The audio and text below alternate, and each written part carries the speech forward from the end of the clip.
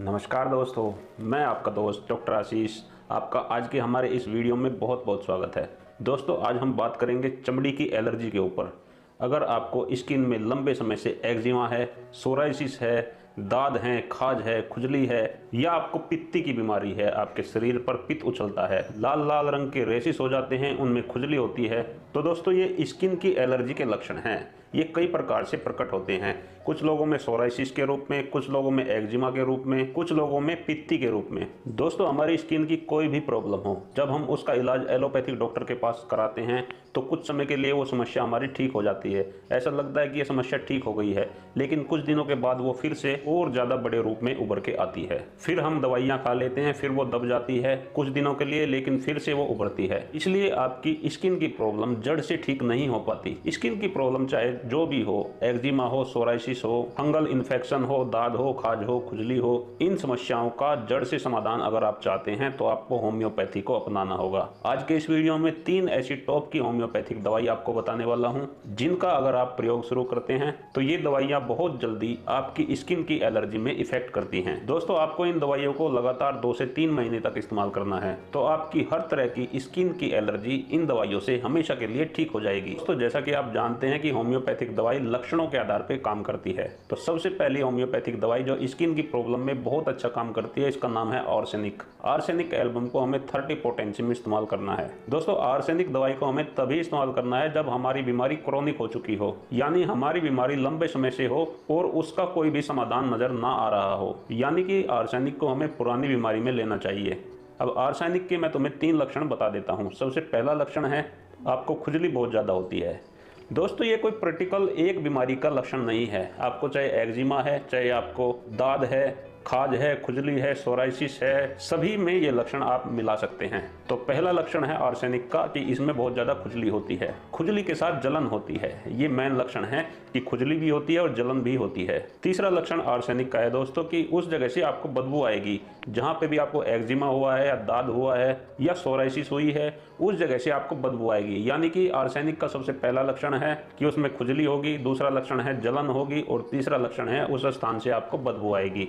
तो ऐसे लक्षण अगर हैं दोस्तों, तो आप आर्सेनिक को 30 पोटेंसी में 4-4 बूंदे दिन में 3 बार इस्तेमाल कर सकते हैं। दोस्तों, स्किन की एलर्जी की दूसरी सबसे अच्छी दवाई है रस्टॉक्स। रस्टॉक्स को भी हमें 30 पोटेंसी में इस्तेमाल करना है। जैसे आर्सेनिक को पुरानी बीमारियों में हम इस्तेमाल करते हैं, इसी प्रकार रस्टॉक्स को हम नई बीमारी में इस्तेमाल कर सकते हैं। दोस्तों, रस्टॉक्स पित्ती के रोग में बहुत अच्छा काम करती है। अगर आपको पित्ती उछलती है, आपके शरीर पर लाल लाल रंग के रेसिस हो जाते हैं जिनमें बहुत ज़्यादा खुजली होती है, तो ये रस्टॉक्स दवाई का सबसे पहला लक्षण है।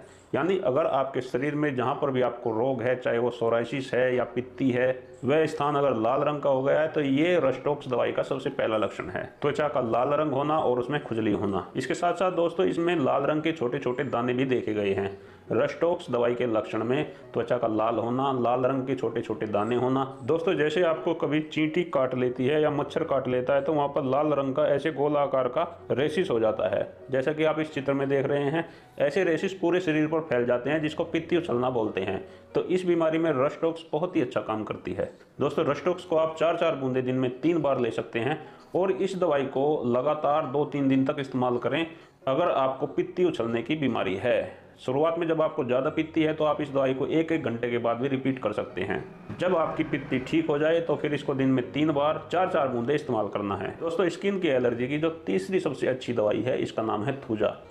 थूजा को हमें 200 की पोटेंसी में इस्तेमाल करना है। दोस्तों, अगर आपकी स्किन खुरदरी हो गई है, मोटी हो गई है, उसकी परत मोटी हो गई है, चाहे वो किसी भी रोग में हुई हो, चाहे वो सोराइसिस में हुई हो या दाद में हुई हो या खुजली में के कारण हुई हो या एक्जिमा में हुई हो, अगर आपकी स्किन खुरदरी है, मोटी पड़ गई है, तो ऐसी स्किन को ठीक करने के लिए थूजा बहुत ही अच्छा काम करती है। इसके साथ साथ दोस्तों, आपको पता ही है कि थूजा मस्से और डील के लिए भी सर्वश्रेष्ठ दवाई है। अगर आपके शरीर में कहीं पर मस्से हो गए हैं या डील हो गई हैं, उनको भी ठीक करने के लिए थूजा बहुत ही अच्छा काम करती है। तो दोस्तों, इस प्रकार ये तीनों दवाइयां मिलकर आपके स्किन की सभी प्रॉब्लम को हमेशा के लिए ठीक कर देती हैं। आप इन तीनों दवाइयों को एक साथ भी इस्तेमाल कर सकते हैं।